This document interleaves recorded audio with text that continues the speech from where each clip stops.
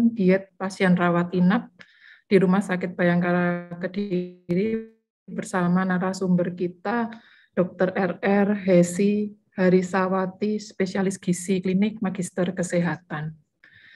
Saya perkenalkan, saya Alita selaku moderator pada siang hari ini akan membacakan susunan acara kita pada siang hari ini. Yang pertama adalah sambutan dari Kepala Rumah Sakit Bayangkara Kediri, sekaligus berkenan Ibu Karumkit untuk membuka pelatihan kita pada siang hari ini. Yang kedua adalah pretest. Yang ketiga, pemaparan materi dari narasumber kita. Yang keempat, diskusi. Yang kelima, post-test. Dan yang keenam, penutup. Baik, tanpa berlama-lama, kami persilahkan yang terhormat Komisaris Besar Polisi Dr. Sri Handayani MMRS untuk berkenan memberikan sambutan sekaligus membuka acara ini. Kepada Ibu Karumkit, kami persilahkan. Terima kasih, Dr. Alita. Bismillahirrahmanirrahim. Assalamualaikum warahmatullahi wabarakatuh. Selamat siang dan salam sejahtera buat kita sekalian. Yang saya hormati Dr. Hesi, spesialis gizi klinik MKes sebagai narasumber pada siang hari ini. Yang saya hormati para senior, dokter, dan rekan-rekan semuanya yang mengikuti podcast dari Rumah Sakit Bayangkara Kediri. Hari ini kita mengambil topik yaitu penetapan diet pasien rawat inap di Rumah Sakit Bayangkara Kediri. Bapak Ibu sekalian, jadi kita dalam rangka untuk melaksanakan akreditasi.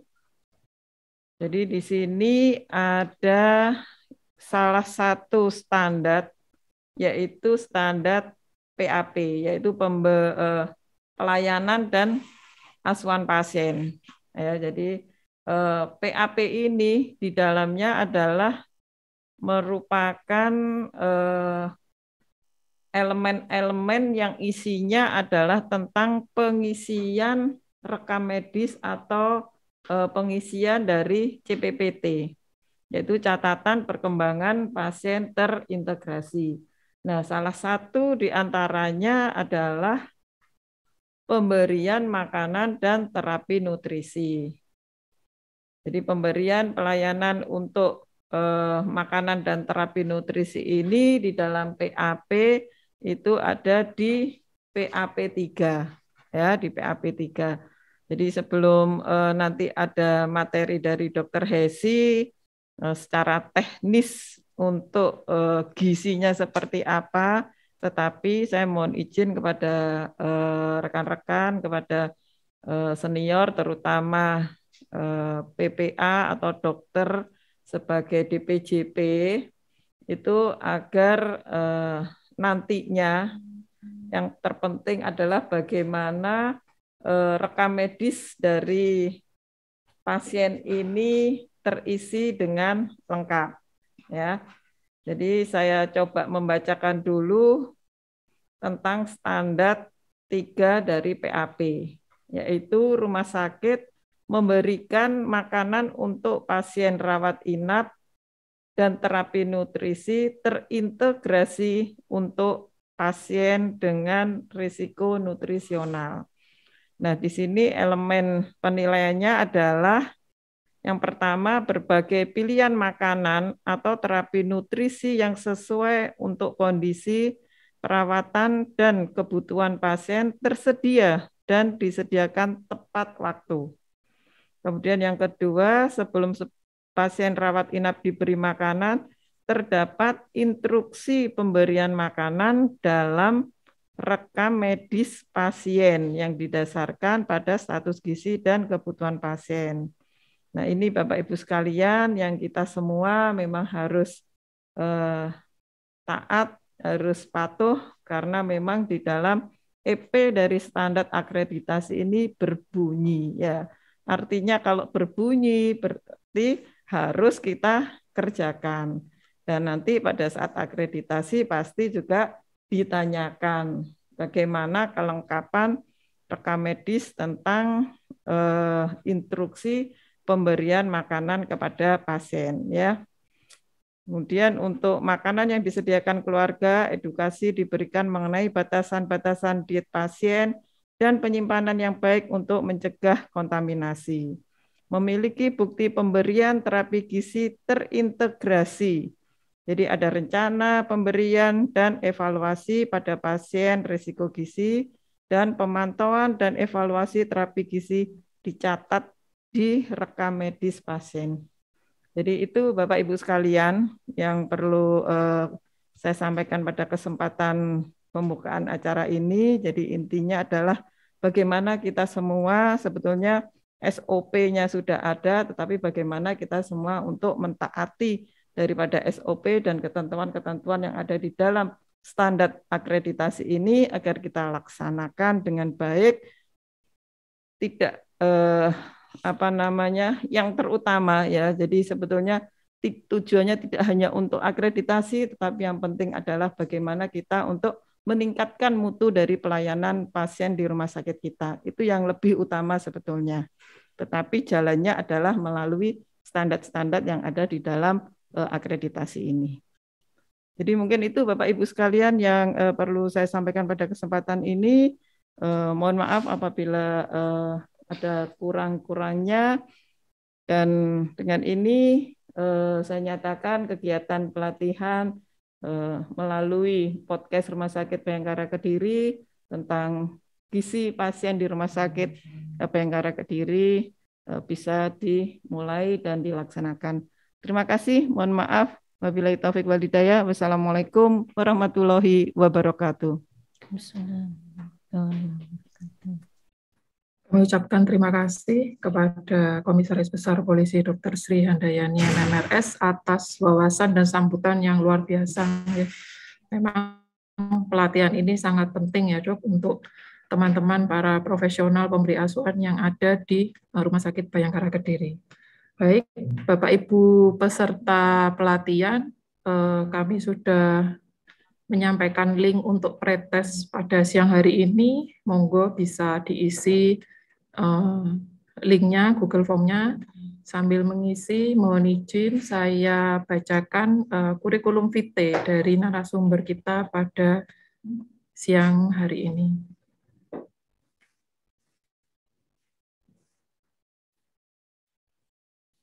Ya, Dr. RR Hesi Harisawati, Magister Kesehatan, Spesialis Gizi Klinik.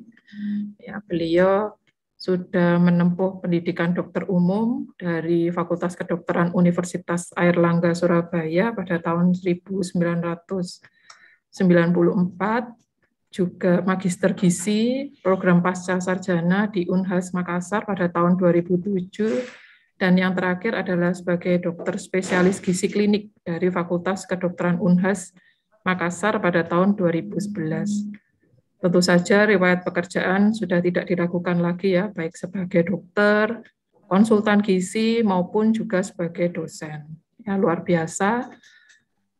Dan saat ini beliau bekerja sebagai dokter spesialis gizi klinik di RSUD Gambiran, Kota Kediri, sejak tahun 2014 sampai sekarang. Baik, tanpa berlama-lama, kami persilahkan Dr.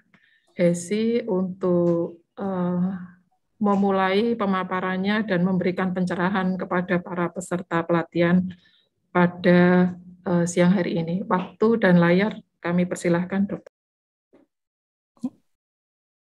Terima kasih, Dr. Alita. Bismillahirrahmanirrahim. Assalamualaikum warahmatullahi wabarakatuh. Selamat siang. Pertama, saya ucapkan terima kasih kepada yang saya hormati Ibu Karumkit Rumah Sakit Bayangkara yang telah memberi kesempatan pada hari ini kepada saya untuk mensosialisasikan bagaimana pelayanan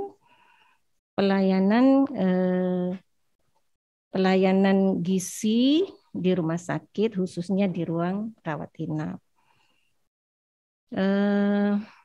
Juga yang saya hormati sejawat para senior, junior, Bapak dan Ibu dokter sekalian, para teman-teman bidan, perawat, nutrisionis, yang saya hormati juga, izinkan saya pada siang hari ini untuk sharing tentang bagaimana pelayanan gizi untuk pasien di ruang rawat inap. Jadi untuk penetapan atau preskripsi dietnya, kita mulai saja. Itu bagaimana sama ya terapi medik gizi untuk pasien rawat inap, karena ini memang untuk terapi nutrisi pada pasien. Kita bagi pembahasan pada siang ini mulai dari malnutrisi di rumah sakit sampai bagaimana nanti sampai kita bagaimana mendiagnosis malnutrisi itu kepentingannya untuk pasien dan terutama untuk pasien. Slide. Jadi pertama kita membahas tentang malnutrisi di rumah sakit. Malnutrisi ini tidak bisa dilepaskan dari pasien yang dirawat di rumah sakit dan merupakan salah satu masalah penting di ruang rawat inap. Prevalensinya dari berbagai penelitian ternyata 20-60% itu pasien sudah masuk dengan kurang gizi. Dan ini meningkat baik itu di rumah sakit di negara berkembang maupun di negara maju. Slide. Kemarin saya baca-baca searching di internet kok dapat artikel yang diposting tanggal 24 Mei 2022. Itu ternyata ada studi bahwa 3 dari 4 pasien rawat inap itu berpotensi untuk mengalami malnutrisi.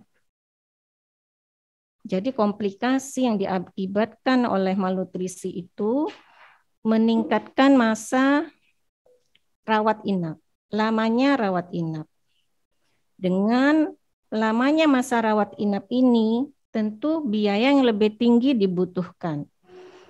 Lebih tinggi dan untuk apa? Untuk berbagai pemeriksaan, berbagai obat-obatan yang dibutuhkan lebih banyak. Ini dilakukan risetnya di Asia yang didukung oleh perusahaan farmasi yang di Jerman ya. Kemudian dilakukan penelitian di 7 negara, Indonesia, Korea Selatan, India, Taiwan, Vietnam, Filipina, dan Thailand. Ternyata yang di Indonesia risiko malnutrisi itu sebanyak 76%. Jadi banyak sekali. Penelitian ini menegaskan bahwa perbaikan nutrisi pada pasien itu perlu mendapat perhatian. Ya, slide. Apa faktor penyebabnya?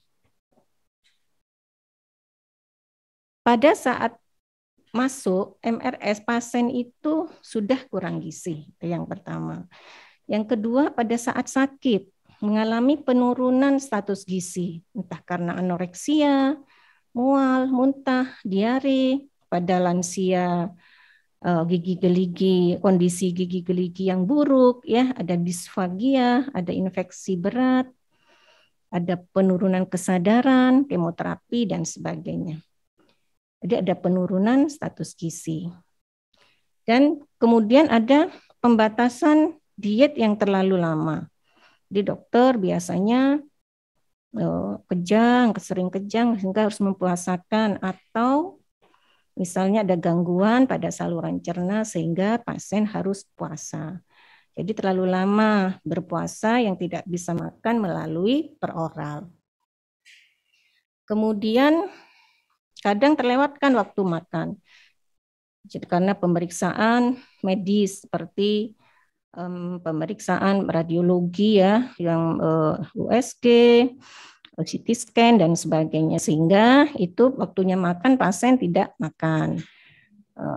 Terus tersedianya nutrisi enteral dan parenteral belum optimal karena biaya sediaan tersebut belum terakomodir seluruhnya di rumah sakit, sehingga bila pasien membutuhkan tidak tersedia. Bila tidak tersedia karena bila membutuhkan karena tidak bisa makan per oral, itu sediaan nutrisi enteral atau parenteral yang dibutuhkan tidak tersedia. Selain itu, masalah obesitas ya, dan urat hubungannya dengan penyakit degeneratif ini juga harus diperhatikan ya pada untuk yang memerlukan terapi medik gizi ya. Ya, slide. Nah, ini status gizi pasien menurun selama perawatan di rumah sakit. Di sumber yang lain disebutkan 30-50% pasien mengalami malnutrisi saat masuk rumah sakit. Kemudian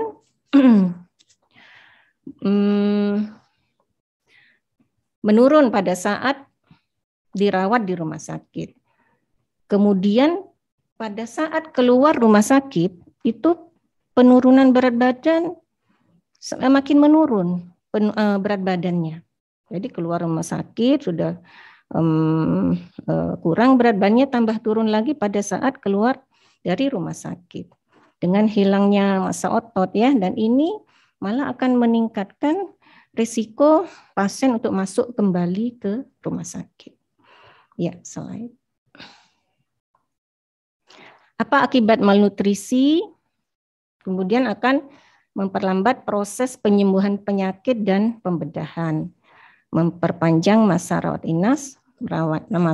inap atau loss, meningkatnya komplikasi tentunya, atau morbiditas, dan bisa meningkatkan mortalitas. Di samping biaya perawatan yang tinggi oleh rumah sakit, juga oleh pasien ya, tentunya pasien kalau berawat lama di rumah sakit, keluarganya walaupun mungkin ada BPJS ya, tetapi waktu, tenaga itu dan biaya untuk merawat keluarganya di rumah sakit tentunya juga bertambah. Sehingga mungkin diperlukan pendekatan multidisiplin ya, kerjasama tim dalam pelayanan terapi gizi di rumah sakit. Ya, slide. Nah, ini adalah pelayanan gizi di rumah sakit. Yaitu pelayanan gizi sesuai keadaan klinis, status gizi, dan status metabolisme pasien. Ada pelayanan rawat jalan dan rawat inap. Nah, sekarang kita membahas tentang pelayanan gizi rawat inap. Pelayanan gizi rawat inap itu, ini step-stepnya, dimulai dari screening ya, screening gizi, penilaian gizi medik, dan kemudian setelah dilakukan penilaian dibuat formulasi rencana terapi dan terapi itu sendiri. Kemudian setelah diterapi dibutuhkan pemantauan dan evaluasinya, kemudian dilakukan edukasi dan konseling. Ya, slide. Ini mekanisme pelayanan gizi di rumah sakit. Untuk pasien rawat inap, pada saat pasien masuk itu masuk di ruang rawat inap dilakukan screening gizi. Screening gizi, apakah di sini screening gizi ada alat ya atau metodenya ya. Kemudian bila itu berisiko maka dilakukan asesmen gizi, dilakukan pengkajian gizi ya. Kemudian bila tidak berisiko pasiennya itu dia dirawat tetap, kemudian di screening ulang. Jadi misalnya dia pasiennya tidak turun berat badannya, sehat, bisa makan baik, nafsu makannya baik. Nah itu kemudian di screening ulang. Ini sesuai dengan peraturan yang ditentukan oleh rumah sakit masing-masing. Apakah dalam 3 hari, apakah dalam 1 minggu. Nah, kalau 1 minggu misalnya dia masih dirawat, dilakukan screening ulang. Apakah dia berisiko? Apakah selama perawatan itu, menurun berat badannya, nafsu makannya malah tidak mau makan, seperti itu. Kemudian masuk ke penentuan diagnosis gizi, kemudian setelah ditentukan, dilakukan intervensi gizi. Ini semua biasanya dibantu oleh nutrisionis yang ada di rumah sakit ya. Kemudian diadakan pemberian diet, kemudian dilakukan edukasi ya, edukasi gizi. Setelah itu mungkin makanan akan disediakan ya setelah di preskripsi atau resep dietnya itu sudah diformulasi, kemudian diserahkan ke bagian pelayanan makanan ya untuk disiapkan seperti yang dimaksud, seperti yang tertulis dalam penetapan diet itu atau preskripsi dietnya. Kemudian dilakukan monitoring dan evaluasi, apakah makanan itu bisa ditoleransi oleh pasien, apakah semua bisa dimakan, apakah ada kendala yang lain yang menyebabkan pasien tidak mau atau sebaliknya pasien bisa mengkonsumsi dengan baik semua makanan yang diberikan. Kemudian bila itu tidak sesuai dengan yang dengan tujuan atau dengan target, maka diadakan pengkajian ulang, apakah ini membutuhkan preskripsi gizi yang lain, seperti mungkin membutuhkan makanan enteral atau bahkan parenteral. Ya, slide. Ini screening gizi. Jadi pada saat pasien masuk dilakukan screening gizi. Screening gizi ini dilakukan pada pasien baru 1 kali 24 jam setelah pasien masuk. Artinya sudah tertulis di situ. Jadi lewat dari 1 kali 24 jam itu tidak sesuai ya, tidak sesuai dengan SOP tadi ya. Kemudian diawali dengan screening ini dilakukan oleh perawat atau bidan ruangan. Tujuannya apa? Untuk mengidentifikasi pasien yang beresiko. Jadi yang beresiko atau tidak beresiko malnutrisi atau pasien dalam kondisi khusus. Kondisi khusus itu seperti kelainan metabolik, hemodialisis, anak, geriatri, adanya kanker atau yang menjalani kemoterapi atau radiasi, banyak ya, luka bakar, tergantung apa yang disepakati pasien dengan menurun atau sakit kritis. Nah, penetapan order diet ini dilakukan preskripsi diet awal itu oleh dokter. Ya, slide.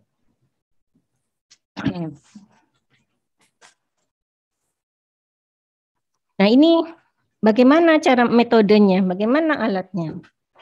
Metode screening itu sebaiknya cepat ya, karena mungkin banyak ya pekerjaan perawat, bidan itu banyak.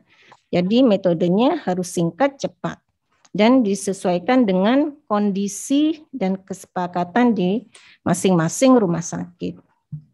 Contoh metode screening boleh pakai ini malnutrisi. Ada banyak ya, contohnya malnutrition universal screening tool, ada malnutrition screening tool, banyak, ada NRS, ada SGA, subjective global assessment, semua ini dengan segala kelebihan dan kekurangannya.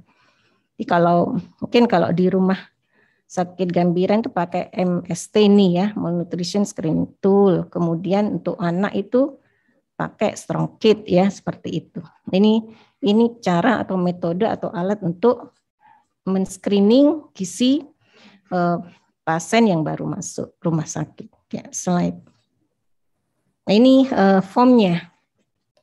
Formnya ini MST tadi, malnutrition screening tool. Jadi ada skor-skornya, tinggal menanyakan apakah ada penurunan berat badan ya, apakah ada penurunan nafsu makan ya. Nah, di situ ada semua skornya, Terus juga kondisi khususnya bisa ditulis di situ. Nah, skornya ditulis misalnya kalau skor 0 sampai 1 itu tidak beresiko malnutrisi. Tetapi bila lebih atau sama dengan 2 itu, maka pasien ini harus dilakukan pengkajian atau asesmen gizi. Ya, jadi dinilai lagi, bukan hanya sekedar ditanya berat badannya turun enggak, nafsu makannya kurang enggak, ya seperti itu.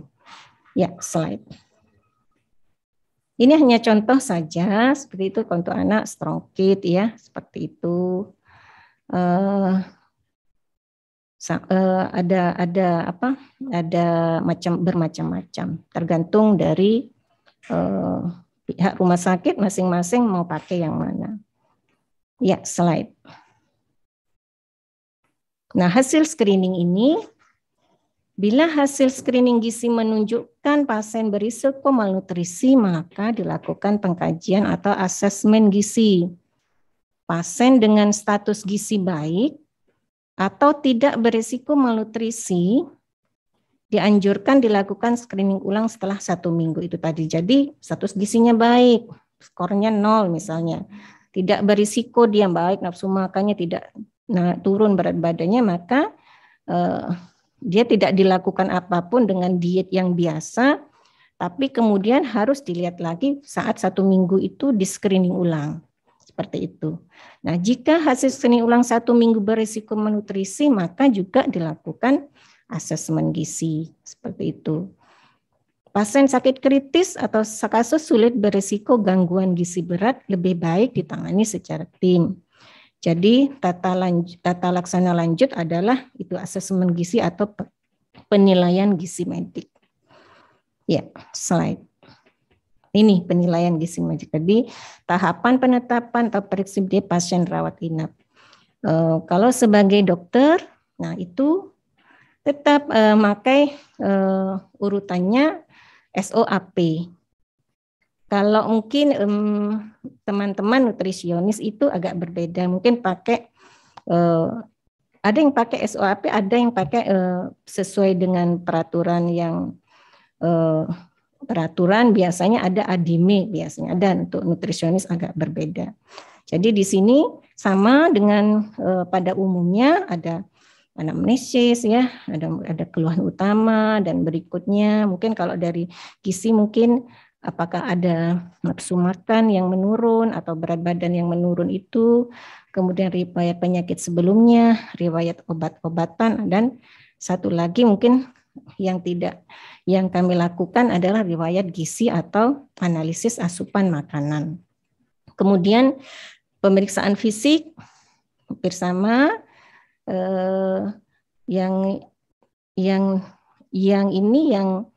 yang kami lakukan adalah ini pengukuran antropometri harus ada.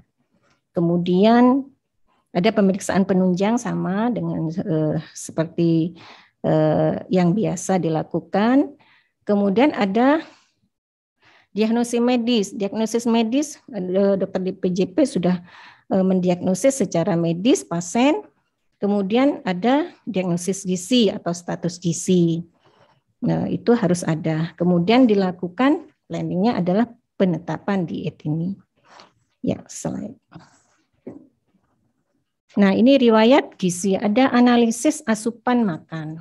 Ya, asupan makanan di sini yang kami anamnesis adalah food recall 24 jam. Jadi food recall 24 jam itu ditanyakan pada pasien apa yang dimakan kemarin dari bangun tidur sampai sebelum tidur, sampai tidur lagi.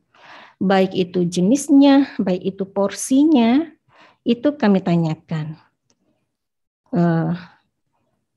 Secara sekilas kalau sudah terbiasa bisa menggambarkan berapa banyak yang dia makan, dan untuk secara detailnya bisa dihitung, tetapi secara garis besar sudah tahu berapa asupan yang dia makan, sesuaikah dengan kebutuhan untuk pasien tersebut. Nah, bilang ini kurang, misalnya kurang dari separuhnya aja dia makan, kurang dari 50% kebiasaan makan, itu juga harus ditanyakan. Bahkan harus ditanyakan hari-hari sebelumnya apakah kebiasaan makan itu sudah berlangsung berapa lama, kebiasaan makan dengan asupan yang menurun itu sudah berlangsung berapa lama. Nah, kemudian juga di dalam analisis asupan ini juga ditanyakan berapa perubahan berat badan. Apabila lebih dari 5% dalam 1 bulan terakhir, apakah lebih 5%, apakah lebih dari 7,5% dalam 3 bulan terakhir. Nah, ini yang menilai, yang menganamnesis ya, lebih dari 10% atau lebih dari 20% dalam 1 tahun terakhir. Jadi kalau 1 tahun terakhir ini saya turun dari sekitar 10 kilo misalnya, itu kita nanti dinilai dapat nilai untuk menentukan status gizinya. Lainnya adalah apakah ada pantangan, alergi, makan makanan kesukaan, kebiasaan makan, pendidikan, sosial ekonomi, dan sebagainya. Ya, slide. Ini yang dilakukan kemudian adalah untuk objektifnya antropometri selain yang sudah biasa dilakukan. Antropometri ini kalau pasien bisa ditimbang berat badan dan tinggi badannya. Kalau tidak bisa mengukur lila ya, lingkar lengan atas. Kemudian dari sini ditentukan bila berat badan dan tinggi badan diketahui, diukur indeks massa tubuh. Rumusnya indeks massa tubuh itu berat badan dalam kilogram dibagi dengan tinggi badan dalam meter kali tinggi badan dalam meter. Jadi indeks massa tubuh ini nanti menentukan status gizi pasien. Bila tidak bisa diukur dengan lila lingkar lengan atas, bila kurang dari 23% itu, lila ini menunjukkan berkurangnya lemak dan massa otot ya di lingkar lengan atas ini. Kemudian ada satu lagi, ini mungkin agak mahal, BIA dengan BIA, bioelectrical impedance analysis. Jadi bisa itu dilihat ada penurunan massa otot ya. Ya, slide. Nah, mengukur indeks massa tubuh. Rumusnya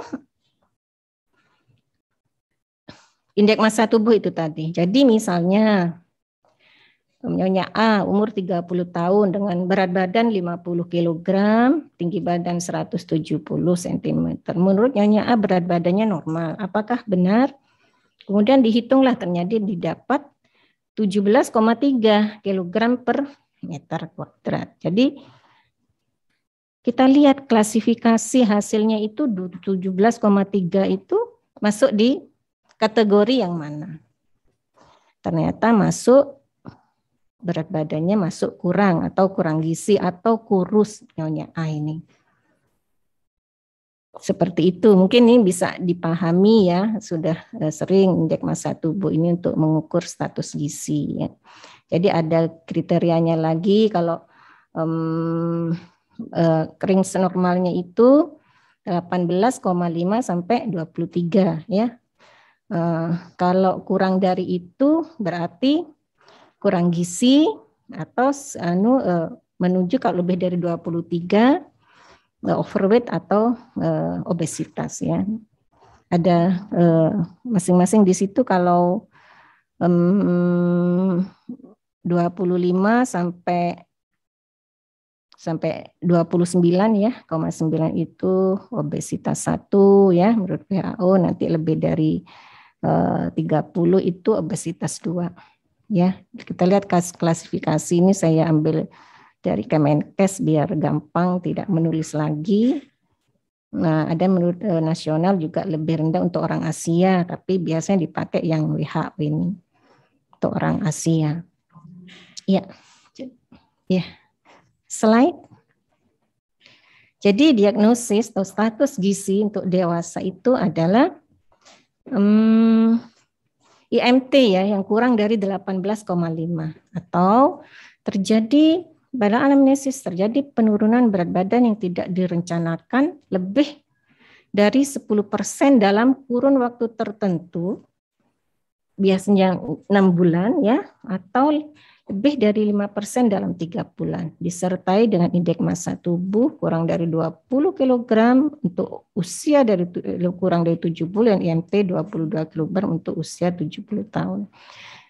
Jadi minimal ada satu kriteria dalam data subjektif dan satu kriteria dalam data objektif. Iya, slide. Ini klasifikasi malnutrisi dewasa menurut WHO. Klasifikasinya, jadi membagi malnutrisi itu tadi. Jadi ada malnutrisi ringan, sedang, dan malnutrisi berat. Dengan IMT kalau 17 sampai 18 ya, kurang dari 18,5 itu sampai 17 itu malnutrisi ringan. Kemudian 16 sampai 17, sebelum 7 itu malnutrisi sedang, dan bila kurang dari 16 kilogram per meter kuadrat itu malnutrisi sedang. Slide. Nah ini, jadi kemudian ini misalnya ini, jadi penilaian gizi medik dari contoh ya, dari anamnesis tadi. Anamnesis, keluhan kurang nafsu makan ya, mual, muntah, diare, ada riwayat penyakit, diabetes mungkin, apa salah satu diabetes, hipertensi, TB, riwayat gizi atau analisis asupan makannya dari food recall 24 jam kurang dari 50% ya yang dimakan, berat badan turun lebih dari 10% dalam 6 bulan terakhir. Dia juga yang lain, dia tidak suka makan daging seperti itu ya. Ini contoh saja. Pemakaian obat-obat kan, apakah mengkonsumsi obat non-steroid atau kortikosteroid ya. Kemudian pemeriksaan fisik, apakah ada anemis, muscle wasting, edema, ada penurunan massa lemak subkutan ya, seperti itu. Kemudian ada pengukuran antropometri. Misalnya 16,5 masuk di mana tadi, malnutrisi sedang ya. Kemudian lila kurang dari, atau lila tidak bisa diukur, lila saja yang diukur 23 cm kurang dari itu sudah menunjukkan bahwa dia kurang gizi. Laboratorium penunjang lain misalnya albumin yang kurang dari 3 gram per desiliter. Kemudian diagnosa gizi mediknya, nah itu apa? Bisa ditentukan di situ ya, apakah malnutrisi ringan, sedang, atau berat. Ya. Slide. Di formulasi terapi medik gizi itu, jadi berdasarkan itu tadi, maka dilakukan penentuan ya, penetapan terapi. Apa ditentukan berapa kebutuhan kalorinya untuk pasien itu. Bagaimana komposisi zat gizinya. Bagaimana kebutuhan cairan, elektrolit, vitamin, dan mineralnya. Jalur bagaimana mau pakai diberikan per oral, enteral atau parenteral, dan frekuensi pemberiannya ya, frekuensi pemberian dan bentuk makanan ya. Contohnya kalori misalnya 1.900 kalori, komposisi karbohidrat, protein, dan lemak 60%, 15%, dan 25%. Nah, untuk kasus ini ya, ini contoh saja, untuk kasus manapun. Kebutuhan cairan misalnya 1.900 per 2 ml per 24 jam, diberikan suplemen vitamin dan mineral bila diperlukan, dan ekstra makanan khusus bila perlu. Seperti apa? Misalnya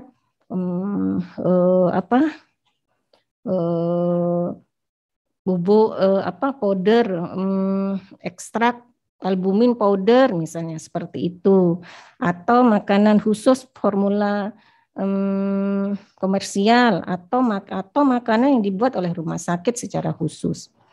Diberikan per oral 6-7 kali pemberian per hari, bentuk makanannya misalnya bentuk makanan lunak dan cair gitu ya, seperti itu. Ya. Slide.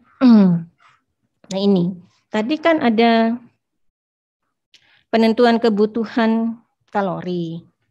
Bagaimana menentukan kebutuhan kalori untuk orang dewasa? Saya mohon maaf, di sini tidak bisa semua saya kasih contoh seperti ini untuk khusus dewasa mungkin, karena anak ada khusus ya, sejak khusus lebih lebih mungkin butuh waktu yang lebih banyak lagi. penentuan kebutuhan khusus untuk orang dewasa. Jadi kebutuhan kalori orang dewasa itu ada 3 ya ternyata untuk metabolisme basal ya, untuk dibutuhkan untuk metabolisme basal, kebutuhan minimal yang dibutuhkan ya untuk menjalankan proses tubuh dalam keadaan istirahat ya. Itu. Kemudian setelah basal apa? Punya aktivitas, faktor aktivitas. Dan yang ketiga, kalau sakit dia memulai faktor stres ya. Nah, ini juga jenis kelamin dan umur juga diperhitungkan dalam untuk kebutuhan kalori ini, umur berapa, laki-laki atau perempuan, mungkin juga pada kondisi khusus pada saat hamil atau menyusui ya. Ya. Jadi ini ya kalori itu kan satuan energi ya, kilokalori. 1 kilokalori jumlah panas yang dibutuhkan untuk menaikkan suhu 1 kilo itu sekedar mengetahui itu apa kalori. Ya, slide. Jadi menentukan angka metabolisme basal. Idealnya itu pakai kalorimetri langsung atau tidak langsung. Tapi ini tidak praktis dan mahal dan tidak sampai sekarang saya juga belum pernah memakai seperti ini waktu pendidikan dulu tidak ada ya. Kemudian harus ditaksir kebutuhan energinya. Pakai apa? Yang biasa dulu pakai ini yang dianjurkan, yang banyak dipakai. Sebetulnya banyak rumus-rumus yang lain. Tapi yang sering dipakai ini adalah rumus Harris-Benedict. Jadi itu rumusnya untuk MB pria, angka metabolisme pria itu ya. Jadi berbeda dengan wanita ya, 66 ditambah ya. Seperti itu, ada faktor berat badan, ada tinggi badan, dan ada faktor usia di situ sudah masuk. Ya, untuk wanita juga demikian, agak berbeda dengan laki-laki. Kalau pakai cara cepat gimana? Ada yang memakai cara cepat ya.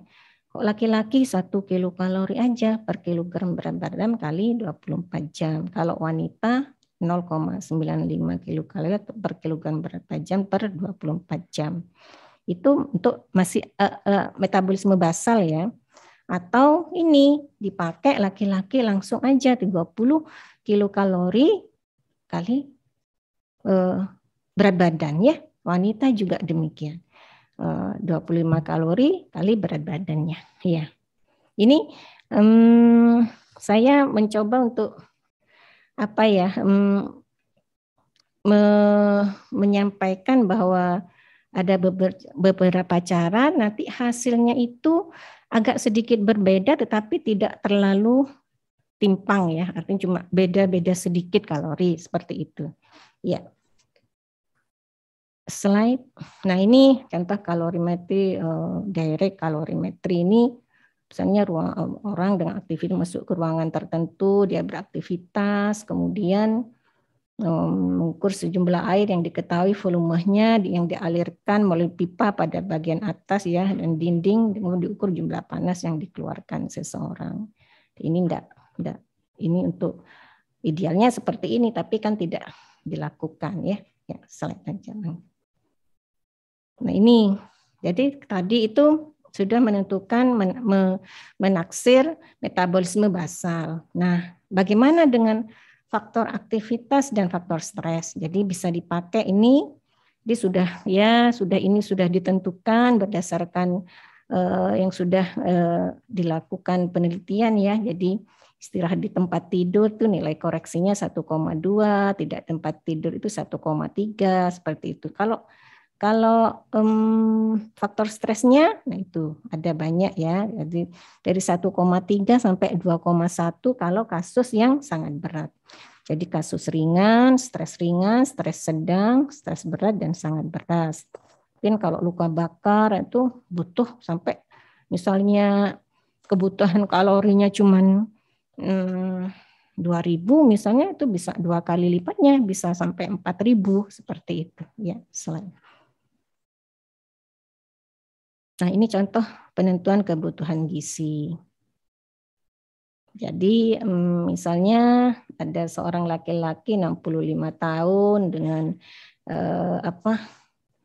dengan sudah diagnosa diabetes, kemudian ada gangren, kemudian dengan sudah diketahui berat badan dan tinggi badannya, kita tentukan pakai Harris Benedict, kemudian dikalikan itu ya, kita hitung dengan huruf Harris Benedict, kemudian untuk laki-laki, kemudian masuk ke faktor aktivitasnya yang ringan, kemudian masuk ke faktor stresnya kena gangren. Jadi didapatkan sekitar 2113 dibulatkan menjadi 2100 ya, seperti itu.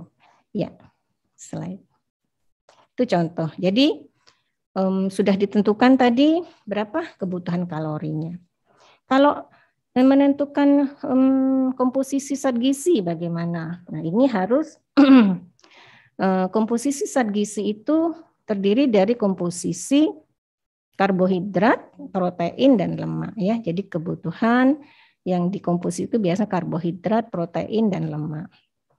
Kalau komposisi yang normal untuk orang sehat sehari-hari, yang kita makan sehari-hari itu komposisinya yang normal bagaimana sampai ya tubuh masih sehat seperti itu ya untuk menjalankan aktivitas sehari-hari. Itu terdiri dari 60-70% karbohidrat, kemudian protein 10-15% dan lemak itu 20-25% itu. Jadi tetap aja sehat kalau komposisinya seperti itu. Kalau sakit bagaimana? Jadi pada pasien diabetes misalnya, itu apakah karbohidrat sebanyak itu, apakah tidak dikurangi, itu seperti itu. Jadi dirubahlah komposisinya. Kalau saya ambil di Perkeni ya, Perkumpulan Endokrinologi Indonesia, bahwa karbohidrat itu sekitar 55% ya, protein sekitar 20% dan lemak 25%. Ada juga di untuk gagal ginjal juga berbeda seperti itu ya. Protein tidak boleh terlalu banyak. Kalau 0,6 itu proteinnya itu di bawah dari 10%. Jadi tidak sama dengan komposisi yang normal ya. Selain kebutuhan cairan saya kira saya tidak boleh diambil yang mana saja, itu hasilnya hampir sama, boleh 1 sampai 1 mili per kilokalori, artinya kebutuhan kalorinya misalnya 2000 ya kebutuhan cairannya seperti 2000, ada yang seperti itu di literatur, ada yang memakai 40 sampai 50 ml per kilogram berat badan, ada yang berdasarkan usia untuk orang dewasa sampai ini ya 30 sampai 40 untuk usia kurang 55, 30 untuk 55 65 tahun dan lebih dari 65 25 ya. Ini variasi saja. Ya, slide. Ini. Terus ditentukan lagi pemilihan jalur nutrisinya. Nah, ini agak terlalu jauh ya. Jadi kalau dia bisa makan normal, bisa per oral ya sih harus disiapkan secara normal, maka saluran cerna berfungsi normal. Tetapi bila asupannya sudah menurun 50 sampai 70%, maka dipertimbangkan untuk hanya bukan makanan normal. Jadi misalnya makanan dibuat khusus rumah sakit, formal rumah sakit yang dibuat untuk pasien yang bermasalah gizi, seperti cairan dibuat dari berbagai bahan makan sehingga terbentuk minuman atau cairan bergizi tinggi ya, yang mudah dicerna. Ada juga memakai yang formula yang komersial ya. Kemudian bila itu tidak tercapai juga, maka ini ya,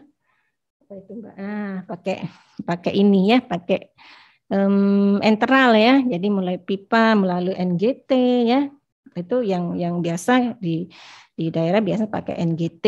Kemudian kalau di rumah sakit yang lebih besar mungkin pada yang mengalami gangguan bisa melalui ini ya, stoma, gastrostomi, jejunostomi ya, seperti itu. Kemudian bila itu saluran cerna sudah tidak berfungsi bagaimana?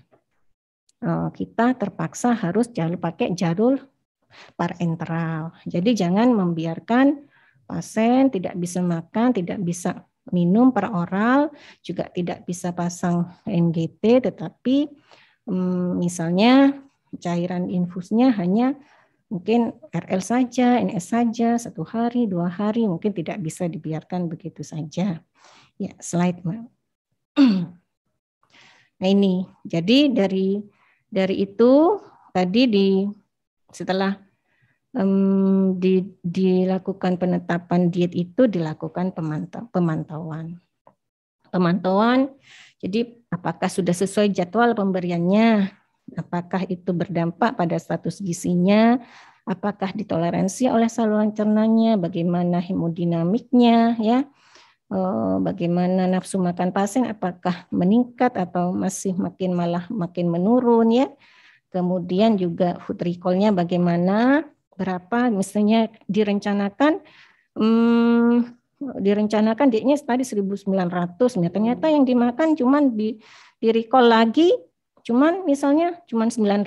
Nah, ini harus dievaluasi nanti ya. Kemudian ini jadikan evaluasi untuk rencana terapi selanjutnya. Apakah ada perubahan terapi diet, apakah perlu nutrisi enteral dan parenteral ya. Slide. Ini juga dilakukan karena ini konseling untuk edukasi gizi ya, bukan hanya dirawat jalan tetapi dirawat inap. Jadi ini kalau saya ini membutuhkan waktu khusus di ruang rawat inap ya. Saya bisa lama bisa 20 menit, bisa 30 menit untuk mengedukasi pasien ini. Bagaimana supaya yang kita berikan, yang kita tetapkan resep diet itu bisa dipahami, bisa dikonsumsi secara baik ya oleh ke pasien atau ke keluarga pasien, diberi pengertian. Jadi bisa 1 jam bisa juga ini. Karena banyak pertanyaan biasa kalau sudah masuk di situ, banyak sekali pertanyaan pasien biasanya. Ya, slide selanjutnya. Nah ini yang lebih mudah sebetulnya. Saya pakai Perkeni. Mohon maaf mungkin untuk senior mungkin yang sudah biasa untuk memakai rumus ini untuk pasien diabetes. Mungkin saya cuma mencontohkan yang lain. Mungkin ini juga lebih mudah ya, dan juga tidak terlalu banyak variasinya dengan yang sebelumnya itu. Jadi kebutuhan kalori ditentukan dengan menentukan dulu berapa berat badan idealnya ya. Berat badan ideal itu yang sudah BROCA, yang sudah dimodifikasi itu 90% dari tinggi badan dikurangi 100 ya. Jadi kalau langsung aja biasanya kan 100 itu ya. Jadi 100 tinggi badannya kan 100 biasanya kurang lah dari 200. Jadi itu 90%-nya berapa? Tapi kalau pria yang sudah 60 tahun itu tidak perlu lagi 90%, atau wanita yang 150 cm itu nanti didapat 50 kg itu dikurangi, itu tidak perlu lagi di 90% ya. Kemudian nah ini kemudian dikalikan dengan kalau wanita 25 itu menentukan AMB tadi ya 25, dan pria sebesar 30 kilokalori per kilogram berat badan. Nah ini karena tadi tidak ada faktor usia, kalau harus ini kan ada faktor usia, ini dikoreksi. Jadi dikurangi 5% untuk usia 40 sampai 59 tahun, 10% untuk 60 sampai 69 tahun, dan 20% untuk lebih dari 70 tahun. Aktivitas fisik atau pekerjaannya ini koreksi aktivitas juga punya sendiri ternyata Perkeni. 10%, ada 20% sampai 50% untuk aktivitas yang ringan sampai yang berat ya. Kemudian ada faktor stres juga ya, 10 sampai 30% tergantung dari stres metabolik, apakah ada sepsis, operasi atau trauma yang berat ya. Kemudian Ini kalau ini berat badan ya, kalau kegemukan mungkin harus dikurangin, kalau dikurus itu harus ditambah. Ini agak aneh ya, harus dibedakan antara pasien rawat jalan dengan rawat inap. Ya harus teman ini ya slide aja langsung. Pasien kurus mungkin juga terdapat infeksi, ibu hamil menyusui itu harus bertambah. Slide. Nah ini contoh kasus tadi ya. Nah dihitung pakai tadi pakai cara yang di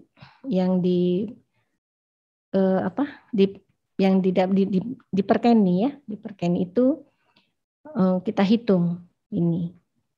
Kita tunggu hitung dulu status gizinya, indeks massa tubuh, kemudian MT 23,03 itu sudah lewat dari normal ya. Tadi kan 18,5 sampai 23. Jadi klasifikasi masih overweight, belum masuk ke obes ya. Kemudian tentukan itu tadi berat badan idealnya 90% dari tinggi badan dikurangi 100 ya. Didapat 61,2. Jadi kemudian dihitung didapat angka seperti itu, kemudian faktor usia dikoreksi, faktor aktivitas juga ditambahkan, kemudian faktor stresnya juga ditambahkan, ya didapat 2000 kalori. Ya, hampir sama, ya seperti itu. Saya cuma membandingkan saja. Ya, slide. Nah ini jadi nanti contoh penetapan atau preskripsinya itu kalori misalnya. 2000 kilokalori, komposisinya itu dibuat 55% karbohidrat, 20% protein, 25% lemak. Siapa yang membuat ini ya? Nanti di teman-teman ini ya, nutrisionis ya yang membuat seperti ini. Kemudian kebutuhan cairnya kalau mau sama silakan dengan kebutuhan kalori, diberikan per oral, jalur pemberiannya. Frekuensinya 6 kali pemberian per hari, 3 kali makan utama, misalnya 3 kali makan selingan. Bentuk makanan biasa dan cair, mungkin membutuhkan suplemen vitamin dan mineral, kemudian dilakukan monitor dan evaluasi ya. Konseling dan edukasi tetap dilakukan. Ini merupakan bagian dari terapi ya, terapi. Ya, slide. Nah ini kalau mau tentang komposisi makanan itu ini sekedar mungkin sejawat teman-teman semua mungkin sekedar ini ya sekedar lewat saja, ini sekedar tahu bahwa bagaimana menghitung komposisi makanan. Jadi misalnya kebutuhan karbohidrat 55% dari kebutuhan kalori total ya. Jadi didapatkan 1100 kilokalori. Sementara 1 gram karbohidrat itu 4 kalori. Jadi karbohidrat dibutuhkan itu 1100 dibagi 4 kilokalori didapatkan 275 gram karbohidrat ya yang terkandung dalam makanan. Jadi dalam sehari itu dibutuhkan 275 gram karbohidrat. Kalau protein bagaimana? Nah, dengan cara yang sama dibutuhkan 100 gram protein. Kemudian lemak 55,6 gram lemak. Jadi itu itu yang dibutuhkan dibutuhkan pasien komposisi makanannya seperti itu dalam sehari. Ya. Ya, slide. Nah, dihitung bisa pakai manual, pakai bahan penukar makanan. Ini ada ya bahan penukar makanan dalam misalnya 1 porsi karbohidrat itu sudah ditentukan ya berapa 100 gram karbohidrat nasi itu berapa kandungan karbohidratnya seperti itu ya 100 gram mie itu berapa kandungan karbohidratnya, apakah di situ mengandung protein ya nasi itu juga ada kandungan proteinnya ternyata tapi lebih banyak karbohidratnya ya. Slide. Ini kalau dihitung pakai ini pakai aplikasi ya. Tapi itu kata ada pakai manual, pakai aplikasi boleh dan keluarlah makanan pasien yang disiapkan Ini nilai gizinya 2000 misalnya, kemudian karbohidrat, komposisi karbohidrat, protein, lemak ada di situ semua, dan keluarlah bentuk makanan ya, kalori, kebutuhan kalorinya 2000, komposisinya ada, frekuensinya ada, 6 kali pemberian sehari, bentuk makanannya apa ya. Nah, biasa nasi misalnya, tidak lunak, tidak cair ya. Ini tadi bentuk apa, makanan biasa dan cair ya. Ya, ada susu di situ ternyata. Ya. Ya, slide. Ini. Nah, kalau sudah berbicara tentang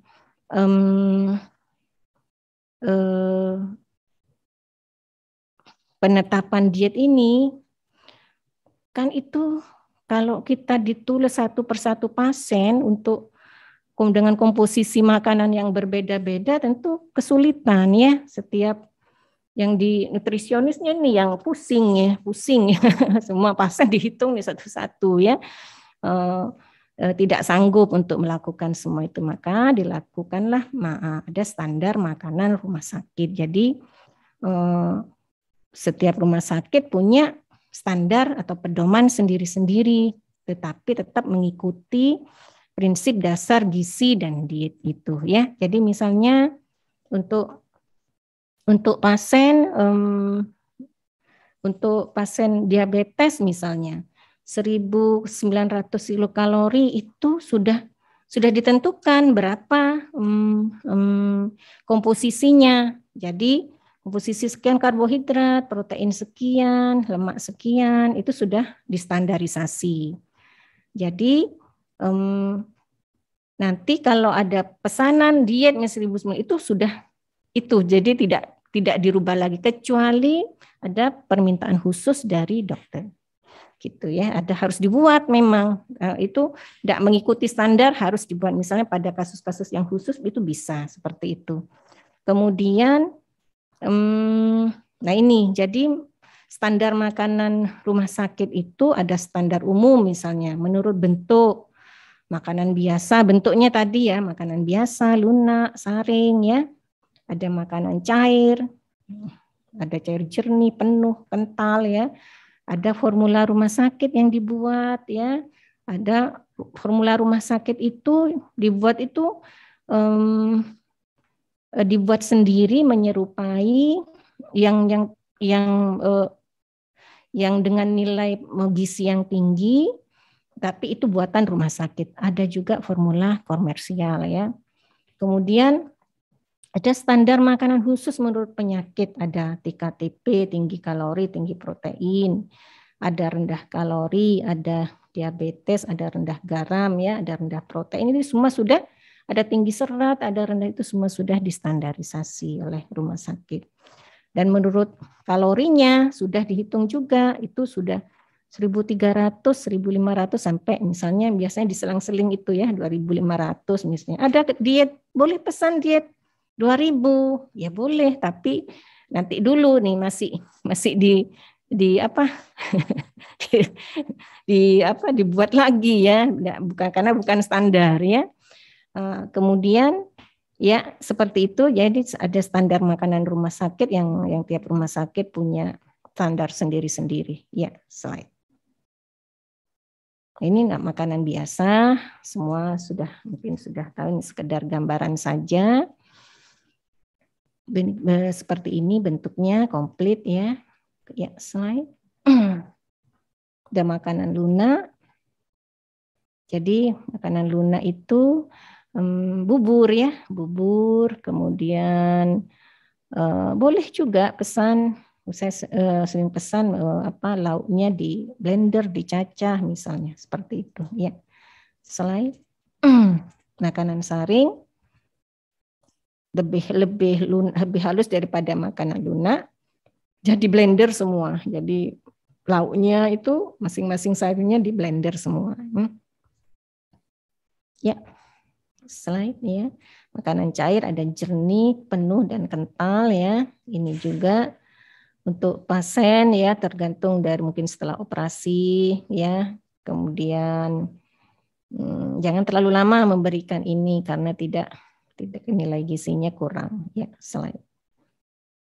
Nah, ini saya kemarin minta ke bagian ke apa Bu Irma ini bagaimana jenis diet di Rumah Sakit Bayangkara.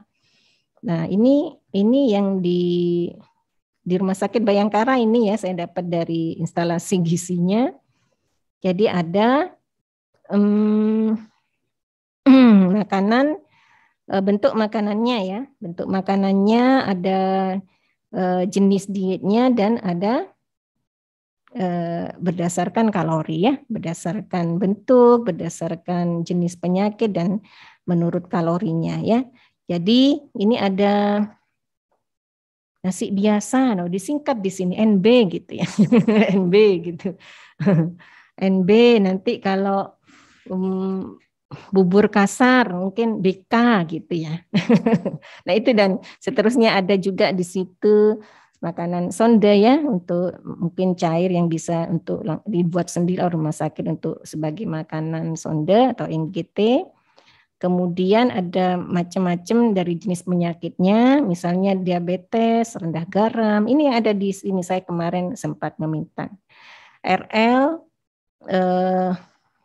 rendah lemak, mungkin rendah protein ya, rendah purin gitu ya.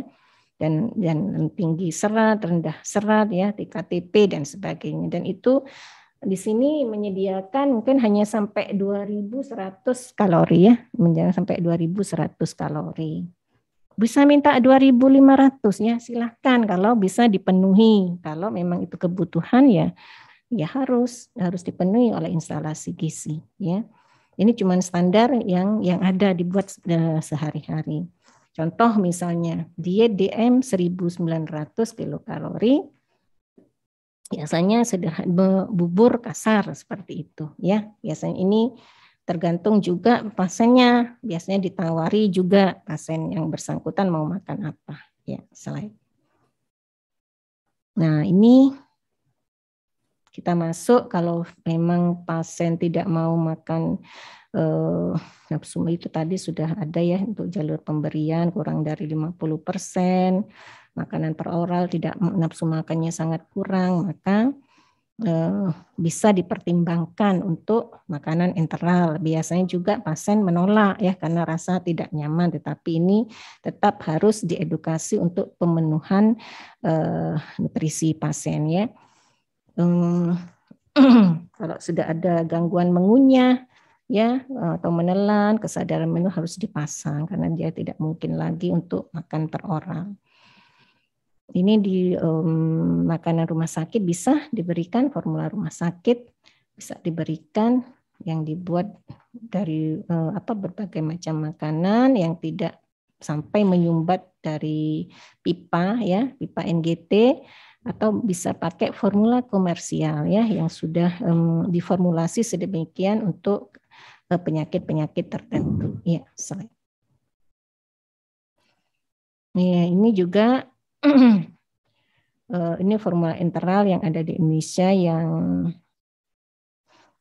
ada ya, ini hanya contoh saja, bahannya mungkin dari kedelai ya, rasanya macam-macam seperti itu, mengandung asam amino esensial, mengandung BCAA ya, ya semua ada ya, tergantung dari penyakitnya, nanti jenis penyakitnya disesuaikan saja pemberian formula enteral ini ya. Slide.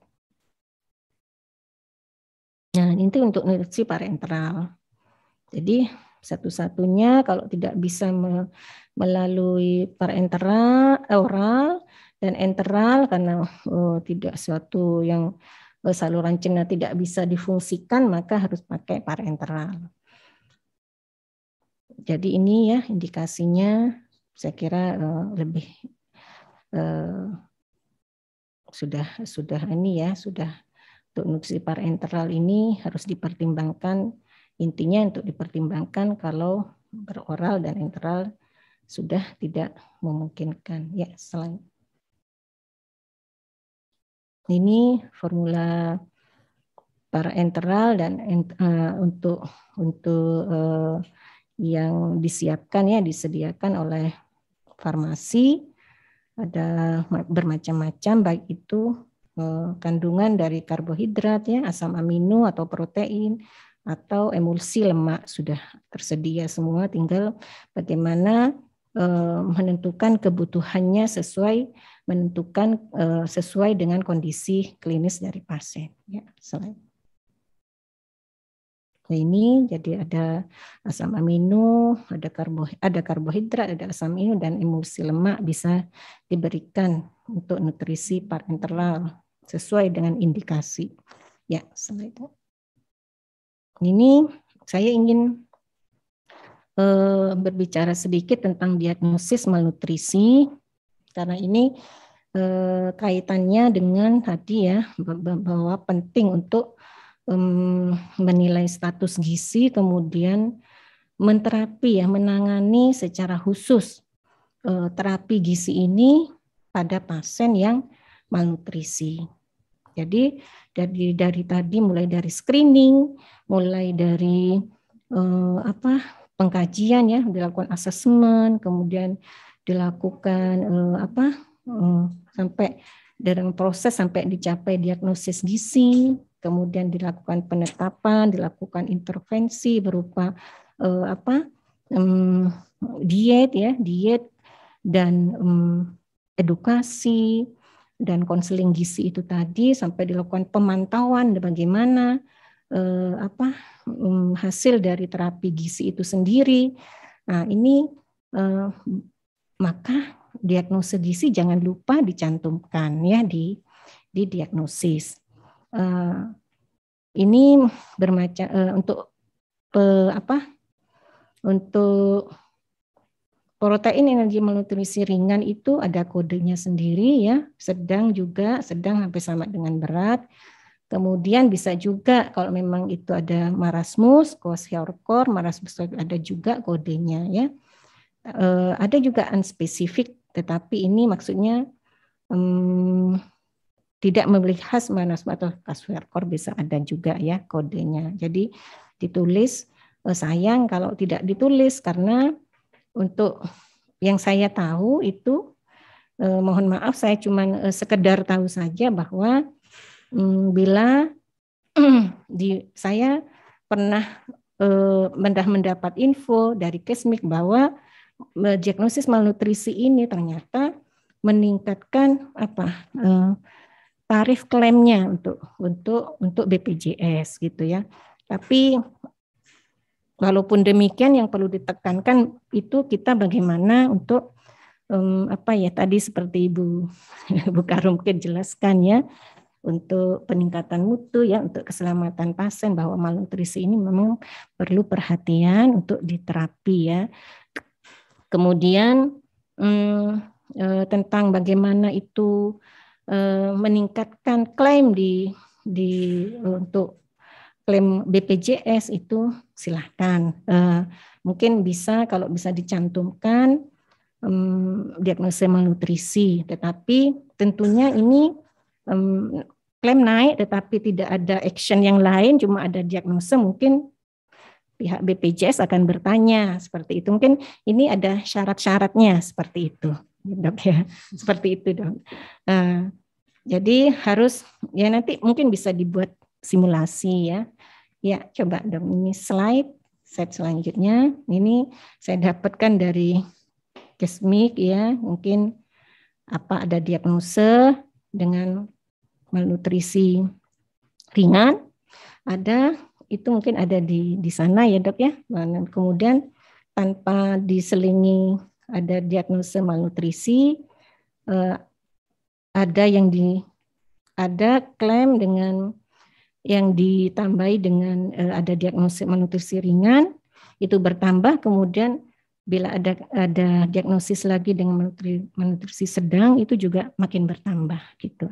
Jadi ya seperti yang saya sebutkan tadi, ini membutuhkan syarat ya tentunya. Jadi tidak mau masa ada apa-apa dicantumkan saja kemudian bertambah begitu saja ya. Mungkin harus ada pengeluaran juga dari rumah sakit kan ya. Entah itu bernutrisi enteral, parenteral seperti itu. Iya, slide. Nanti mungkin bisa dilakukan di Rumah Sakit Bayangkara. Ya, slide. Nah, kesimpulan dengan apa yang saya sampaikan tadi, mungkin juga saran ya. Jadi malnutrisi ini pada pasien yang perlu mendapat perhatian. Jadi dibutuhkan kerjasama multidisiplin untuk menangani malnutrisi. Kemudian ini preskripsi diet awal ditentukan oleh dokter. Kemudian bila ada berisiko malnutrisi dilakukan asesmen ulang. Preskripsi diet atau penempatan diet itu sesuai diagnosis medis dan status gizi pasien. Penentuan kebutuhan kalori itu sesuai dengan kebutuhan metabolisme basal, faktor aktivitas, faktor stres, usia, dan jenis kelamin. Jadi ini semua tercakup dalam pada pasien yang sakit, tidak sama dengan pasien yang sehat ya. Kemudian jadi manfaatkan saja standar, kalau mau lebih gampang manfaatkan saja standar makanan rumah sakit ya. Kemudian kebutuhan gizi malnutrisi semaksimal mungkin bisa dipenuhi sesuai dengan kondisi klinis pasien. Jadi misalnya jangan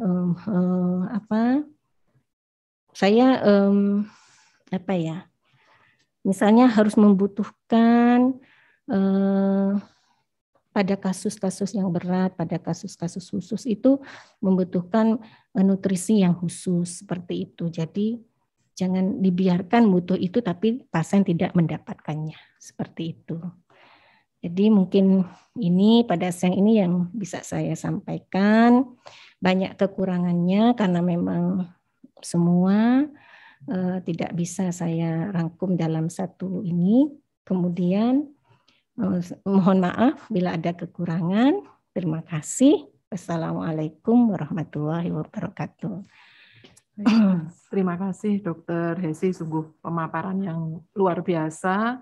Banyak hal-hal baru yang sebelumnya belum kami ketahui, gitu ya Dok ya, yang nantinya tentu saja akan sangat bermanfaat ya, untuk pelayanan di pasien di Rumah Sakit Bayangkara ini.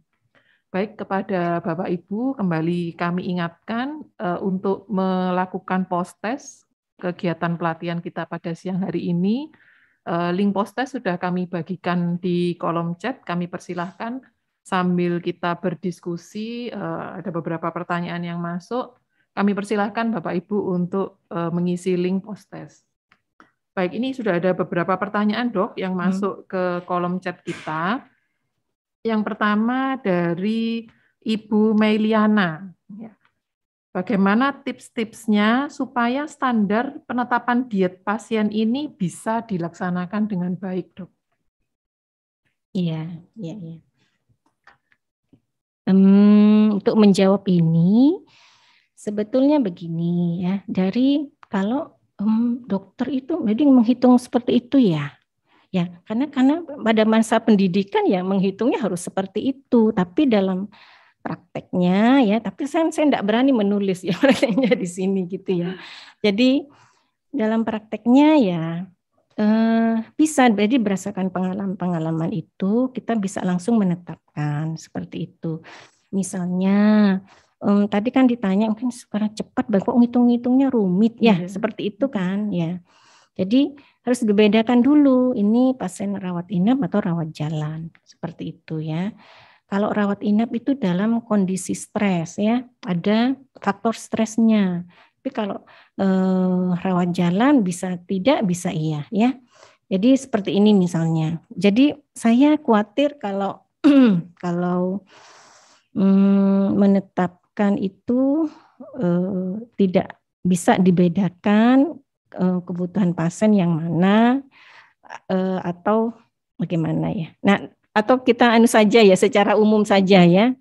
Jadi kalau misalnya saya dulu kalau kalau menetapkan itu gini. Jadi kalau kira-kira ini dilihat pasien ya, dilihat pasiennya itu status gizinya normal, tidak gemuk, tidak kurus gitu ya. Nah, itu kan sebetulnya kebutuhan kalorinya itu kalau pada orang sehat untuk masyarakat yang luas itu sampai sekitar 1.900 sampai 2.600 lah kalau dia aktivitasnya banyak gitu ya. Kalau orang sakit bagaimana? Kalau orang sakit Itu tadi saya sudah hitung ya, tadi sekitar 2.000 sampai 2.100 tadi ya. 1.900, 2.000 atau 2.100. Makanya di sini tadi kok di Bayangkara kok sampai 2.100 saja ya gitu. Padahal itu bisa jadi lebih banyak ya. Seperti itu, tergantung stresnya itu tadi kan, seperti itu. Jadi mungkin kalau orang normal mungkin sekitar 1.900, 2.100. Nah, itu 2.300 kok enggak ada tadi ya. Nah, itu seperti itu. Jadi 2.300 boleh, kalau gangren luas enggak bisa dikasih laki-laki gitu ya, enggak cukup itu, enggak cukup untuk menyembuhkan gangrennya nanti gitu. Dia harus ditambah lagi kalau ada gangren biasanya itu di atas 2.000 biasanya ya, atau 2.000 minimal tergantung tadi umurnya ya. Nah, seperti itu. Jadi enggak bisa aja kan pasien itu enggak mau makan ya. Seperti itu. Ini makan yang banyak loh Pak, seperti itu. Jadi edukasinya seperti itu. Enggak, kok saya disuruh makan banyak ya sama dokter, padahal saya ini diabetes gitu. Loh kan ada obat dari dokter penyakit dalam. Kan seperti itu. Itu kan mensinkronkan antara obat atau insulin dan makanan, seperti itu. Ya. Jadi harus diedukasi ini pasien. Seperti itu, kalau enggak mereka itu nanti sampai dia kok enggak diedukasi ya, malah makanya dikit enggak sembuh-sembuh itu gangrennya, seperti itu dok. Jadi kalau normal ya sekitar 1.900, 2.100, 2.300 seperti itu. Tapi kalau kurus ya, kurus katanya ditambah, tapi biasanya orang kurus enggak mau langsung ditambah dok, seperti itu. Ya, terus ditambah nih 500 biasa kebutuhannya dihitung tadi, cuman kok ternyata cuman 1.700 misalkan, tadi harus ditambah 30 kalau mau menaikkan berat badan, seperti itu. Beli 30% dari itu. Jadi naik di atas 2.000 sudah, seperti itu. Ya. Jadi kalau gemuk bagaimana? Kok gemuk untuk pasien diabetes harus dikurangin kalorinya. Itu untuk pasien rawat jalan, jangan lupa.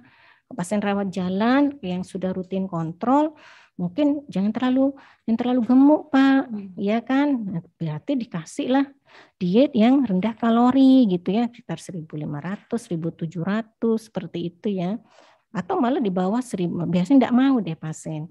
Biasanya paling itu manfaatnya edukasi di situ. Saya harus berlama-lama untuk di poli ya, itu harus betul-betul diedukasi pasien supaya mengerti apa maksudnya, seperti itu ya. Kemudian sekitar 1.500 kalau karena gemuk harus turun berat badannya sekitar 1.500 kalori misalnya. Itu berlaku untuk pasien rawat jalan, tapi untuk pasien rawat ini tidak bisa langsung, pasien besar terus langsung dikasih 1.300, 1.500, enggak naik-naik gitu ya. Itu kan pada saat itu kan sedang sakit ya. Enggak boleh langsung dikasih turun. Ya sesuai tadi, nanti dihitung lagi berdasarkan rumus yang tadi itu, mungkin lebih tepatnya gitu. Tapi walaupun demikian pakai berat badan yang bukan gemuknya, idealnya ditambah sedikit ya, seperti itu. Ya. Jadi nanti ya sekitar itu kalau wanita sedikit, serta wanita mungkin 1.700, 1.900 itu sudah cukup untuk yang bergizi normal, seperti itu. Jadi tipsnya, tapi saya tidak. Ini itu kebiasaan di kami aja gitu. Nanti kan ada evaluasinya, kok kurang ya.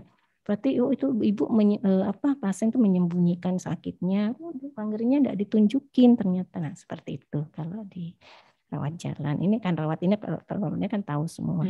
Iya. Ya, baik. PR untuk kita ya dok ya, nggak boleh berhenti di 2.100 berarti dok ya. Ya kalau dibutuhkan kenapa? Iya. Baik, teman-teman di instalasi gizi nanti bagaimana merumuskan yang di atas 2.100.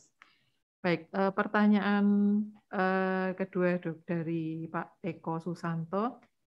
Bagaimana harusnya hubungan atau kolaborasi antara nutrisionis, perawat dan DPJP dalam asuhan pasien ini terkait asuhan gizi ya. Ya.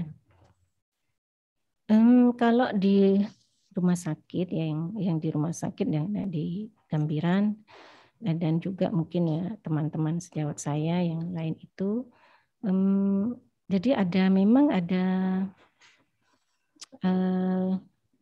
SOP-nya ya. Jadi misalnya tadi screening dilakukan oleh perawat sudah ya, kemudian itu setelah sampai di ruangan oleh nutrisionis dilihat lagi, oh benar enggak ini sudah sesuai enggak ya. Tapi yang isi tetap perawat ya, ruangan bidan, ruangan tetap itu screening yang khusus screening ya.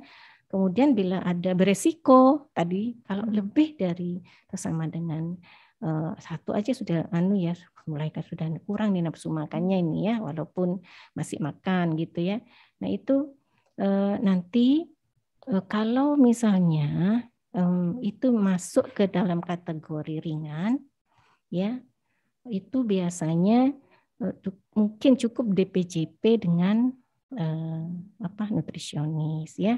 Kemudian dilimpahkan. Tapi kalau itu sedang sampai berat, ini karena ada dokter gizi, jadi mungkin disesuaikan dengan peraturan rumah sakitnya itu. Apakah ada dokter gizi atau ada tim terapi gizi yang sudah ada pedomannya itu, bisa dilimpahkan ke situ untuk terapi gizinya. Seperti itu, Dok. Seperti itu yang di rumah sakit yang sudah ada. Nanti berikutnya yang monitoring semua perawat kan ini ya semua melakukan untuk melakukan misalnya dia butuh untuk memasukkan makanan via NGT, nah itu mungkin perawat yang melakukan. Seperti pemantauan, evaluasi bisa dibantu oleh nutrisionis, seperti itu. Harus kolaborasi gitu ya. Seperti itu. Baik, saya lanjut ke pertanyaan selanjutnya dari Ibu Desi Analia. Oh, ini mungkin mumpung ketemu dokter spesialis di sini, Dok. Bagaimana pendapat dokter tentang diet tinggi protein atau diet keto yang sekarang mungkin lagi ini ya, Dok ya, banyak di media sosial gitu ya. Dari sisi gizi klinik ini bagaimana? Diet keto itu, ini tanya diet ya, bukan konsultasi mungkin ini, Dok. Begini ya, diet keto itu diet tinggi lemak ya, tinggi ya protein biasanya ya, lemak terutama yang tinggi itu. Jadi begini ya, ada bermacam-macam diet ya, diet salah satunya itu yang dipilih untuk betulnya katanya untuk menurunkan berat badan, tetapi ternyata juga bisa menyembuhkan penyakit ya, dikatakan seperti itu, bisa menyembuhkan diabetes ya, seperti lebih sehat ya, seperti itu ya. Sebetulnya itu dulu asalnya diet keto itu untuk pasien yang sering mengalami kejang ya, jadi otak itu dibuat tidak rendah gula ya, rendah karbohidrat ya, tidak disuplai oleh gula ya, yang dimana otak itu menggunakan sebagai untuk berupa glukosa gitu ya. Tapi kemudian kok berkembang jadi tren ya seperti sekarang ini. Kalau itu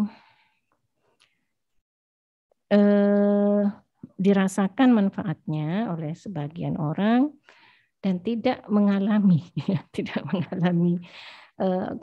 yang penyakit atau kondisi yang tidak diinginkan, saya kira tidak apa-apa. Tetapi itu dalam penelitiannya masih belum ada penelitian yang jangka panjang ya, seperti itu yang saya ketahui, belum dalam jangka waktu panjang itu belum ada penelitian apakah itu akan, karena lemak yang banyak, apakah itu berbahaya untuk kardiovaskuler dan sebagainya ya. Jadi yang merasakan manfaat seperti itu silahkan, tetapi bagi kami sih mungkin tidak dianjurkan. Kami tetap menganjurkan makan dengan gizi seimbang, baik untuk menurunkan berat badan, ya, untuk diet untuk penyakit-penyakit khusus itu tetap menggunakan diet seimbang seperti itu, Dok. Yang dianjurkan memang komposisinya tetap yang Iya, seimbang itu ya. seimbang seperti itu. Baik, ini kami lihat ada Dr. Badrul Resen minta tolong untuk host bisa dibuka mic-nya. Monggo Dr. Badrul, mungkin ada yang ingin didiskusikan, kami persilahkan.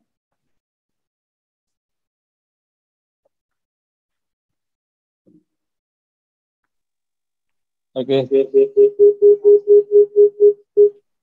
Terima kasih. Ya, Dr. Badrul, terima kasih, Dok. Terima kasih sekali kita kedatangan narasumber yang luar biasa. Tentu akan sangat bermanfaat buat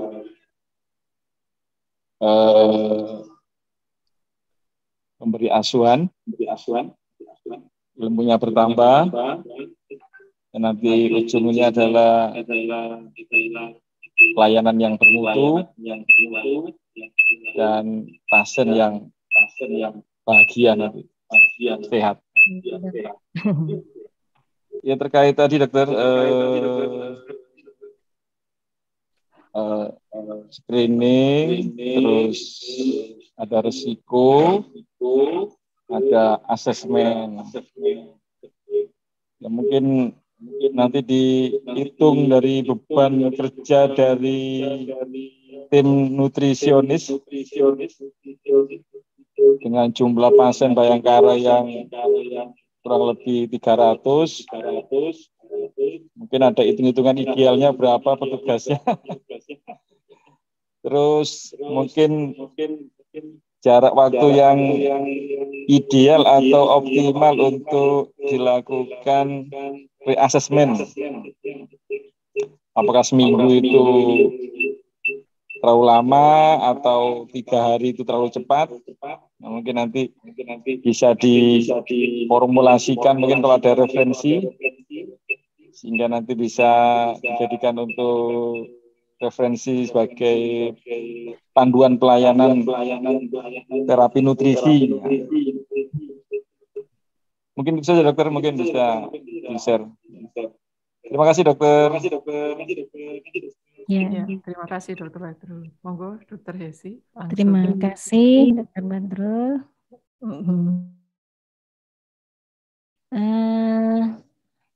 Begini Dok, yang saya tahu itu dari screening kan sudah dilakukan oleh perawat. Nah itu kalau sekarang untuk screening ulang, ya, pengkajian ulang itu memang harus dilakukan oleh nutrisionis rumah sakit. Nah jumlah SDM nutrisionis itu sudah ditetapkan di minimalnya itu di pedoman pelayanan gizi rumah sakit itu sudah ada. Persisnya saya kurang tahu, enggak hafal ya, tapi di Rumah Sakit Gambiran sepertinya sudah terpenuhi, makanya saya tidak terlalu. Nanti nanti mungkin Bu Irma yang di instalasi gizi Bayangkara bisa dilihat itu berapa kebutuhan minimal untuk rumah sakit tipe B dengan tempat tidur yang sekian, itu harus dipenuhi seperti itu. Berapa tenaga gizi yang harus dipenuhi sehingga bisa terlayani semua pasien. Seperti itu Dok yang saya tahu. Kemudian kalau masalah reassessment ulang, rescreening ulang itu tergantung dari SOP-nya rumah sakit, tergantung. Jadi apakah 3 hari, apakah 1 minggu. Kalau di Gambiran sih 1 minggu, tetapi saya baca-baca yang lain rumah sakit kok ada yang 3 hari. Seperti itu. Itu tergantung, karena tadi analisa dari SDM-nya bagaimana mungkin ya. Seperti itu harus dipertimbangkan juga barangkali Dok, gitu. Jadi ya kalau 1 minggu pastinya mungkin sudah pulang ya lebih aman lagi ya, sudah sembuh berarti ya. Nah ini untuk 3 hari itu mungkin untuk SDM yang kurang, saya kira kurang tepat juga. Nah itu kan kalau mungkin akreditasi kan tergantung ini mungkin SOP-nya bagaimana, bagaimana di rumah sakit tersebut sesuai enggak kalau 3 hari berarti nanti surveyornya nanti per 3 hari nih dilihatnya, bukan per 1 minggu seperti itu dok. Jadi disesuaikan aja dengan dengan SDM-nya ya, dengan keadaan kondisi rumah sakit ya, seperti itu dok yang saya ketahui. Ya, yang baik. Ya, terima kasih Dokter Hesi. Ampun nggih, Dokter Badrul ya, sudah menjawab nggih. Baik, saya lanjutkan untuk membacakan pertanyaan yang di kolom chat dari Bu Siti Nur Asia. Apa yang perlu diperhatikan untuk diet pasien-pasien dengan kasus onkologi, baik yang kemoterapi maupun paliatif? Yang perlu diperhatikan untuk diet pasien-pasien pada kasus onkologi. Onkologi ya, Rumah Sakit Bayangkara menerima ya pasien onkologi ya. Ya, layanan unggulannya memang onkologi dok. Jadi kemoterapi maupun yang sudah paliatif. Ini mungkin kalau ada unggulan ya, pelayanan unggulan seperti ini mungkin harus koordinasi dengan instalasi gizi ya, bagaimana itu menyiapkan untuk pasien-pasien pasien-pasien yang dengan kemoterapi ya dok ya, dengan terapi paliatif itu mungkin harus menyiapkan khusus seperti makanan-makanan yang mengandung antioksidan yang tinggi, makanan khusus dok gitu. Mungkin bisa dibuat rumah sakit atau itu pakai formula dok, dianjurkan ini yang khusus untuk diformulasi untuk pasien kanker seperti itu dok. Memang harus ada inovasi lah, seperti untuk ada kreasi ya. Itu untuk kita berpikir kan untuk pelayanan yang lebih baik kepada pasien gitu ya. Ada seperti itu, ada rumah sakit yang membuat makanan yang sehat tapi untuk cemilan pasien kanker seperti itu, ada dok seperti itu ya. Tetapi itu tergantung itu ya, pembuatnya ada SDM-nya enggak yang mau ya, ada biayanya enggak seperti itu dok. Tapi untuk edukasi saya kira penting juga, untuk bila tidak ada apakah yang bisa dibuat pasien di rumah seperti itu dok. Ya. Jadi harus kreatif gitu ya dok ya. Baik, mungkin itu seluruh pertanyaan yang ada di chat dokter. Kembali kami mengingatkan kepada para peserta pelatihan untuk mengisi post-test yang sudah dibagikan. Baik, sebelum kita mengakhiri, izinkan saya membacakan beberapa hal yang perlu digarisbawahi dari materi narasumber pada hari ini.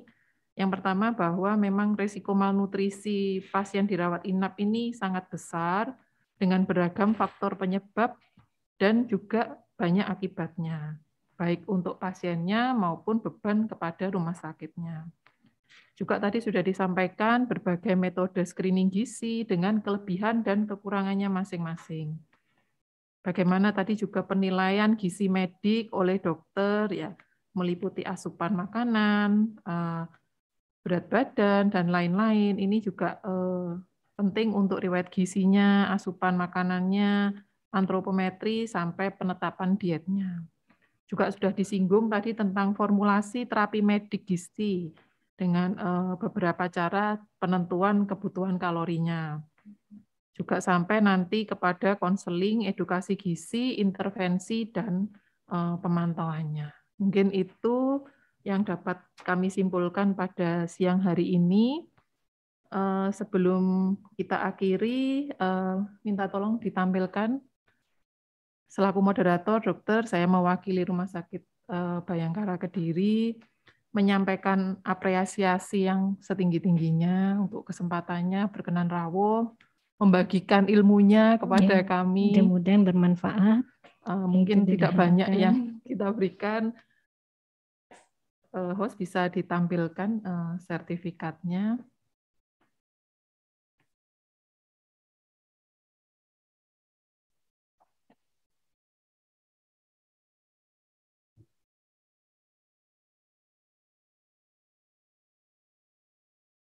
Ya, ini salah satu bentuk apresiasi dari kami, dokter. Terima kasih sekali lagi atas pelatihan pada siang hari ini yang luar biasa. Terima kasih juga disampaikan ke pihak Rumah Sakit Bayangkara. Mudah-mudahan tidak banyak mungkin, tetapi semoga bermanfaat dan kurang lebihnya saya mohon maaf. Ya. Baik, kita sampai kepada penghujung acara pada siang hari ini. Selaku moderator pada siang hari ini kami ucapkan terima kasih kepada Ibu Karumkit, kepada narasumber kita pada siang hari ini Dr. Hesi, kepada para peserta yang sudah bergabung, Bapak Ibu dokter, perawat dan rekan-rekan sekalian, serta kepada seluruh panitia sehingga acara pada siang hari ini dapat berjalan dengan lancar. Apabila ada kekurangan, kami mohon maaf yang sebesar-besarnya. Semoga pelatihan kita pada siang hari ini bisa bermanfaat, sehingga mutu pelayanan di Rumah Sakit Bayangkara Kediri juga dapat semakin meningkat. Demikian yang dapat kami sampaikan. Selamat siang, sampai jumpa pada kesempatan yang lain. Salam sehat.